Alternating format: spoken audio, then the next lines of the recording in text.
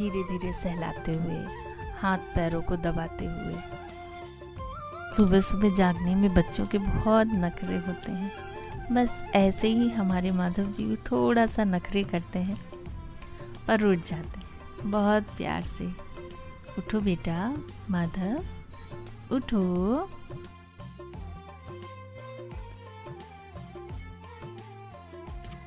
देखो कितनी अच्छी नींद सो रहे हैं कि इनका तो जैसे उठने का दिल ही नहीं कर रहा है, लेकिन अब उठना तो पड़ेगा ना आपको।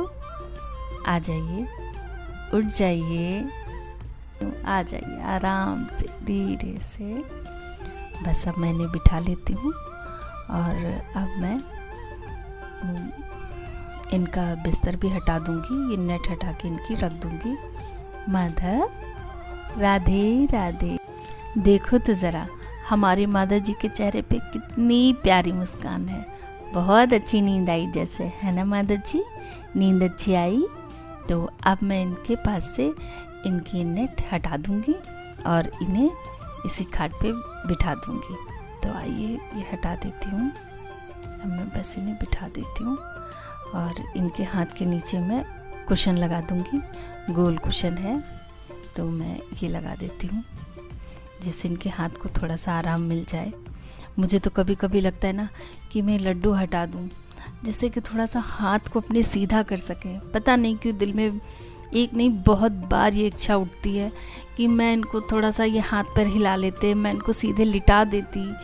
तो बहुत इच्छा होती है। खैर प्रभु मेरे सपनों में तो ये इच्छाएं मेरी सारी पूरी कर देते हैं, पर क्या करूं, इनको देख के बहुत ऐसा एहसास होता है। अब मैं इनके हाथ पैरों को दबा दूंगी, इनका चेहरा पोंछ देती हूँ, क्योंकि सो के उठे थोड़ा आँखों को और इनके होठों को पोंछ देती हूँ। और अब पानी पिला दूँ। सुबह सुबह प्यास भी लगती है ना, पता नहीं रात में उठ के इन्होंने पिया पानी या नहीं पिया, ये भी नहीं पता है ना मुझे।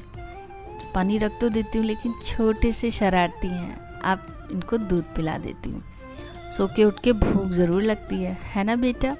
तो दूध पिला देती हूँ। कभी कुछ ये खाते हैं, कभी कुछ ये नहीं खाते हैं। जैसी इनकी इच्छा होती है ये उसी तरह से करते हैं। तो आज इन्होंने दूध पिया है और एक बादाम खाया है।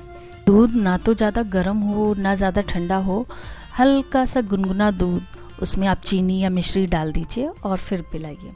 तो अब मैंने इन्हें सिंहासन पे बिठा दिया है और इनके स्नान की व्यवस्था कर लेती हूँ। तो इनके स्नान की व्यवस्था हो गई है। आइए लड्डू गोपाल जी, आइए मेरे माधव जी। अब हमारे माधव जी स्नान करने के लिए सिंहासन से नीचे आ चुके हैं। तो बस इनकी स्नान करने की सारी व्यवस्था भी हो गई है। मैंने एक थाल रख लिया है, बाउल में चंदन ले लिया है और ये दक्षिणावर्ती शंख ले लिया है। सारी व्यवस्था कर ली है मैंने। तो दक्षिणावर्ती शंख को अलग रख देती हूँ और इस थाली में मैं एक तुलसी दल रख देती हूँ। ऐसा है ना, इनके नहाने के जो स्नान के लिए पात्र होता है ना, उसमें आप कभी भी इनको खाली ना बिठाएं। या तो तुलसी दल हो, फूल हो या स्वास्तिक बना ले। तो इनकी माला भी मैं अब उतार देती हूँ, क्योंकि माला में सब चंदन लग जाएगा। तो बस, लेकिन चैन नहीं उतारती। चैन तो बार बार उतार नहीं पाऊँगी ना, पहनाना बड़ा मुश्किल हो जाता है। तो अब इनके पूरे में चंदन अच्छे से लगा के, इनके पैरों में, इनके हाथों में, इनके सर में, इनके सब आँखें छोड़ के आप बढ़िया से चंदन लगाइए और हल्के हाथों से मालिश कीजिए। फिर देखिए हमारे माधव जी कितने गोरे हो जाते हैं। तो चलिए करते हैं इनकी अच्छे से मालिश चंदन से और कराते हैं स्नान। आप लोग भी अपने लड्डू गोपाल जी को बहुत ही प्रेम से जगाएं और उन्हें चंदन से स्नान कराएं। कभी दही से कराएं, कभी शहद से कराएं, कभी पंचामृत से कराएं और अच्छे अच्छे वस्त्र पहनाएं। फिर देखिए वो कितने खुश हो जाते हैं कि आपको उनके चेहरे से ही मालूम हो जाएगा कि आपके लड्डू गोपाल जी बहुत खुश हैं। तो अब इनकी मालिश हो गई है अच्छे से। ये देखिए कितने गोरे गोरे होते जा रहे हैं। तो अब मैं इनको स्नान कराऊंगी। तुलसी दल तो मैंने पहले ही उनके पास रख दिया है और अब दक्षिणावर्ती शंख में जल भर के फिर मैं पहले उनके चरणों में अर्पित करूंगी, फिर हाथों से होते हुए फिर सर पे, क्योंकि डायरेक्ट सर पे पानी नहीं डालना चाहिए, इसलिए उनको इस तरह से नहलाएंगे। अब उसके बाद मैं ऐसे ही नहला देती हूँ, क्योंकि उसे चंदन नहीं छूटता। तो मैंने इसी तरह से उनको दक्षिणावर्ती शंख से पहले करते हैं, उसके बाद मैं ऐसे ही नहला देती हूँ। अब मैंने अच्छे से पोंछ लूँगी। मैंने पहले भी बताया है कि पोंछना अच्छे से है, बिल्कुल भी पानी ना रह जाए। अगर पानी रह जाएगा तो वो काले पड़ जाएंगे। तो अब पहनाते हैं इनके वस्त्र। तो ये इनकी ड्रेस है जिसको मैं पीछे सही कर देती हूँ और आगे से भी थोड़ा घेर ठीक कर देती हूँ। बाकी फिटिंग तो कमरबंद से आती है, तो बांधते हैं इनके कमरबंद। ये कमरबंद है इनका। पहले चांदी का बांधते थे, एक्चुअली वो टूट गया है, तो इसलिए मैं राखी लाई हूँ और राखी से मैंने इनका कमरबंद बनाया हुआ है। तो मैं बस इसी को बांध देती हूँ, इससे फिटिंग अच्छी आती है। और जो इनका घेर है उसमें एक सेफ्टी पिन लगा दूंगी, जिससे कि जब ये सिंहासन पर बैठे तो इनका घेर अलग अलग ना होके एक साथ आए, तो देखने में भी अच्छा लगता है। और ये पहन ली नज़रिया। अब हमारे माधव जी को किसी की नज़र नहीं लगेगी, हमारी नज़र भी ना लगे। तो बस अब नज़रिया पहना के इनका हार पहना देती हूँ। ये ग्रीन हार है इनका जो मैं पहनाऊँगी। तो अब पहनाऊँगी वैजंती माला, जो इन्हें बहुत ही पसंद है। तो आप श्रृंगार में इनके कुछ ना भी पहनाएं, सिर्फ वैजंती माला पहना दें तो उससे भी इनके चेहरे पे उतना ही निखार आता है जितना सारे हार पहनाने से आ जाता है, उससे भी कहीं ज़्यादा। तो अब इन्हें इनके केश धारण करा देती हूँ। ये घुंघराले हैं, तो ये भी थोड़ा सा अच्छा लगता है इनको पहनाने में। तो अब मैं इनके केश धारण करा रही हूँ।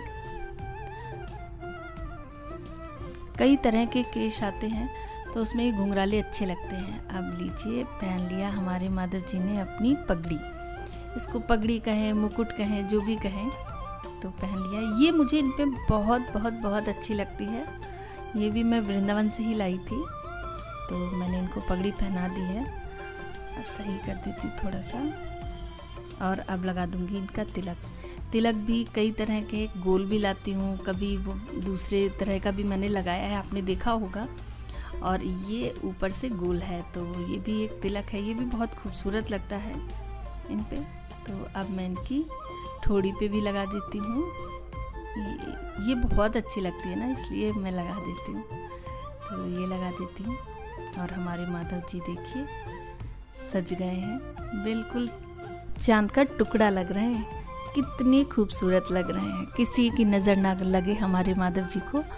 तो बस अब इन्हें इत्र लगाऊंगी। तो सबसे पहले इन्हें इत्र लगा देती हूँ। इसमें ये कदम का इत्र है, कभी मैं गुलाब का, कभी ये मैं कदम का इत्र लगाती हूँ। तो बस अब मैं इनको ये इत्र लगा देती हूँ।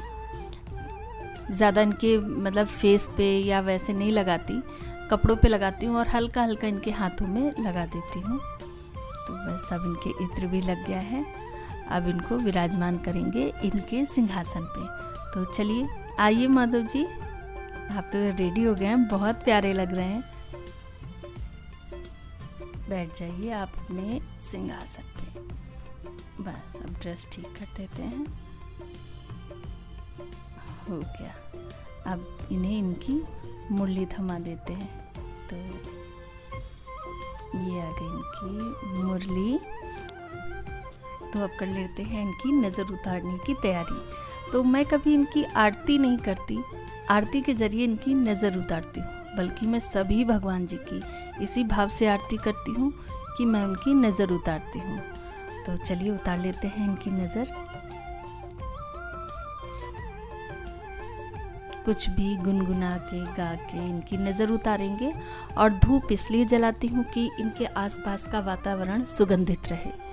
तो आप लोग भी इसी भाव से इनकी आरती उतारा करें। तो आइए करते हैं दर्पण सेवा। तो आज मैंने दिखाना आईना भूल गई थी, तो अब मैं इनको दिखाऊंगी और हमारे माधव जी स्वयं को देख के बताएंगे ना कि वो कैसे लग रहे हैं। तो देखिए, आप लोग भी देखिए कि हमारे माधव जी दर्पण में देखते हुए कैसे लगते हैं। और इसी के साथ समाप्त करती हूँ अपना ये वीडियो। आशा करती हूँ कि इस वीडियो से आपको ज़रूर कुछ सीखने को मिला होगा, और जैसा लगा हो प्लीज़ कमेंट बॉक्स में ज़रूर बताएं। और हमेशा राधे राधे कहते रहें, कृष्ण नाम जपते रहें।